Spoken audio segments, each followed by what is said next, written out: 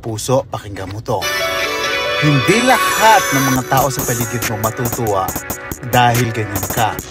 Lalong-lalo na yung mga maiitim ang budi. Alam mo ba kung bakit?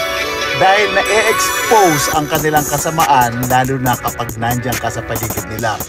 So ang gagawin nitong mga to ay gagawa sila ng paraan upang sa ganun ay masira ka. Andyan yung gagawa ka ng mga istorya, susubukan nilang magkaroon ka ng mga pagkakamali, at ikakalat nila yung kung saan-saan. Pero huwag kang mag-alala dahil marami rin namang mabubuting tao na katulad mo ang ipagtatanggol ka ang malaking paniniwala at pananampalataya sa iyo dahil sa mabuti kang ng tao. At higit sa lahat, ang Diyos na nasa langit ay gagabayan ka. Hindi magiging madali sa iyo ang buhay.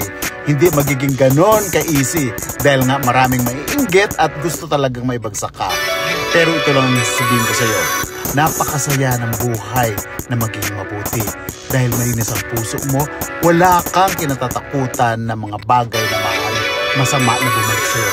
Dahil mabuti nga ang ginagawa mo. At marami ang magiging mabuting tao rin dahil nakikilala ka at may inspired lalo ng mga kabataan.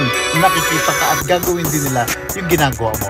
Tandaan mo ha, marami ang katulad mo at ikaw ay magandang impluwensya. Salamat sa Diyos at merong katulad.